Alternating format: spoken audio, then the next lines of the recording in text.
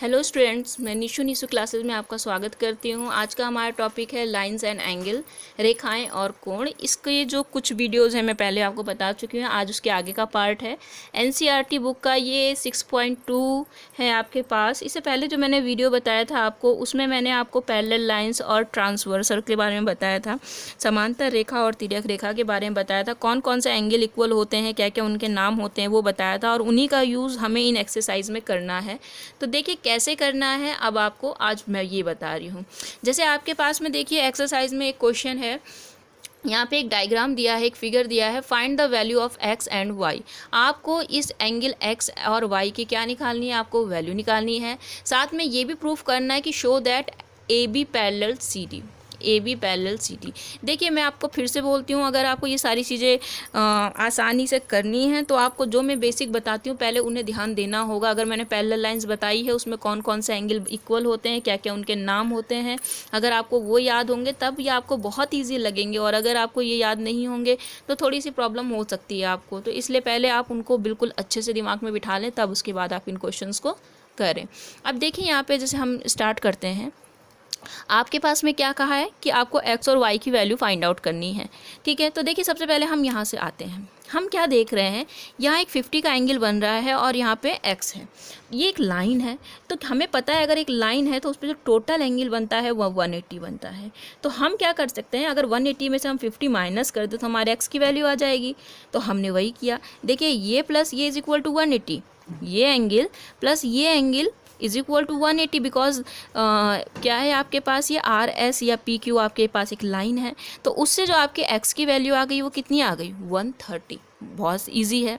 अच्छा नेक्स्ट देखिए, क्योंकि देखिए दो लाइनें जो आर क्यू है आपके पास और जो ये सी डी है वो एक दूसरे को इंटरसेक्ट कर रही है। तो मैंने आपको लास्ट वीडियो में बताया था कि जब दो लाइनें इंटरसेक्ट करती हैं, जो आमने सामने एंगल बनते हैं, वर्टिकली अपोजिट एंगल, वो आपके क्या होते हैं, इक्वल होते हैं।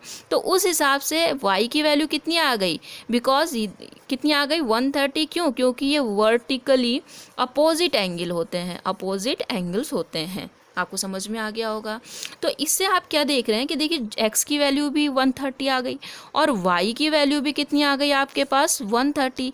अब आप ध्यान से देखिए, x यहाँ है, y यहाँ है, ये भी 130 आ गया आपका और ये भी 130 आ गया। और आप ध्यान से देखें तो z जैसा बन रहा है, मीन्स ये अल्टरनेट पोजीशन पे है, एकांतर स्थिति में है। अगर एकांतर स्थिति होती है तो इसका मतलब ये तभी बनती है जब ये दोनों लाइन क्या होती हैं, पैरेलल होती हैं। तो हम कह सकते हैं बिकॉज एक्स और वाई क्या है, ये अल्टरनेट है, इसलिए हम इन्हें क्या कहेंगे, इसलिए हम कह सकते हैं कि ए बी जो है वो पैरेलल है किसके, सी डी के। देखिए कितना आसान क्वेश्चन था ये। ऐसे ही आपके पास और भी क्वेश्चंस हैं। देखिए एक क्वेश्चन और लिया है मैंने आपके पास, ये क्वेश्चन भी बहुत बार आता है आपके पास में एग्ज़ाम में।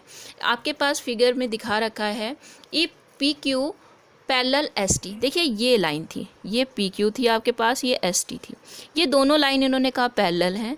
और एंगल ये जो ये क्यू बन रहा है ये 110 है और एंगल एस जो है वो 130 दिया हुआ है आपके पास।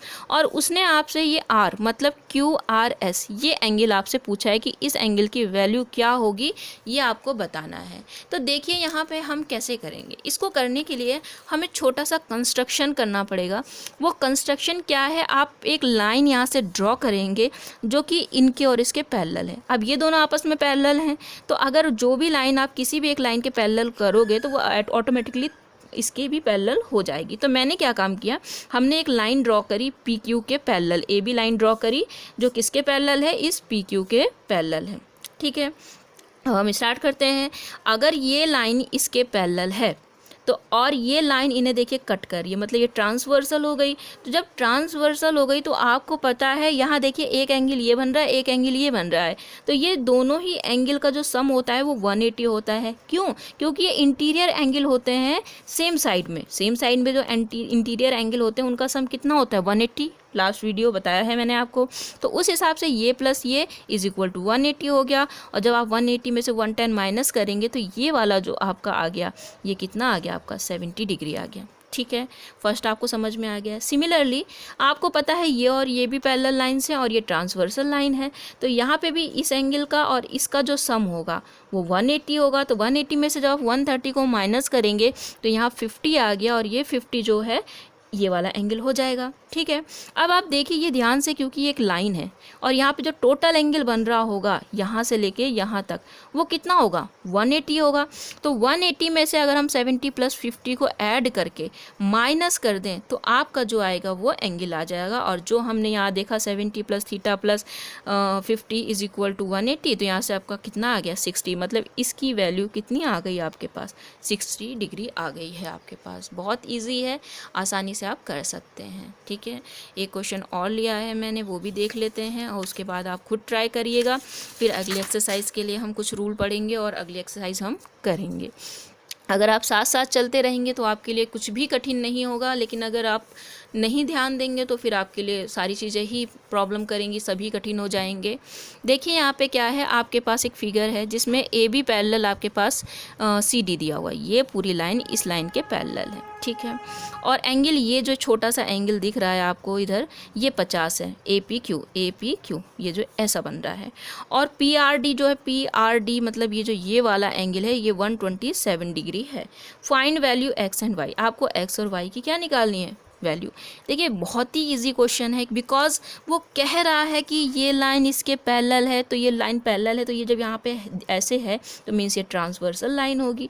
और जब ट्रांसवर्सल लाइन है तो देखिए यहाँ पे एक जेड जैसा बन रहा है, तो इसका मतलब ये एंगल किसके इक्वल होगा, इसके इक्वल होगा। क्यों, क्योंकि हमें पता है, क्योंकि ये कौन सी पोजीशन में है, ये अल्टरनेट एंगल है, तो हम इसलिए कह सकते हैं directly x = 50 because they are alternate angle, ये एकांतर कोण है इसलिए ये बराबर होंगे। ठीक है, अच्छा, बिकॉज फिर से हमें पता है कि ए बी पैरेलल है इसके, तो यहाँ भी तो एक z बन रहा है। देखिए ध्यान से, ये देखिए, मैं दूसरे ड्राइव से बनाती हूँ आपको, चलो इसी से बना देती हूँ। ये देखिए यहाँ से ये लाइन आई और यूँ गई, तो ये भी तो एक z बन रहा है और z बनता है, और ये एंगल आपके क्या होते हैं, ये भी अल्टरनेट एंगल है। तो मतलब ये टोटल एंगल और ये टोटल एंगल भी आपका क्या होगा, इक्वल होगा, because they are alternate angle. तो ये टोटल एंगल कितना है, 50 + y, 50 + y, ये किसके इक्वल होगा, 127 के। तो यहाँ से y की वैल्यू कितनी आ गई आपके पास में, 77।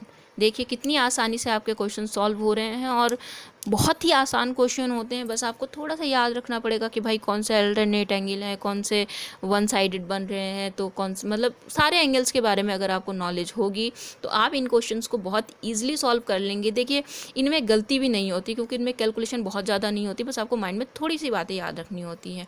तो आई होप आपको समझ में आए होंगे। कल हम नेक्स्ट एक्सरसाइज करेंगे, तो उससे पहले जो भी कुछ रूल होंगे वो आपको मैं बता दूँगी। अगर आपको वीडियो अच्छा लगता है तो आप लाइक, सब्सक्राइब और शेयर ज़रूर करें, ताकि और बच्चे जो हैं उन्हें भी थोड़ा फ़ायदा हो सके इस चीज़ का।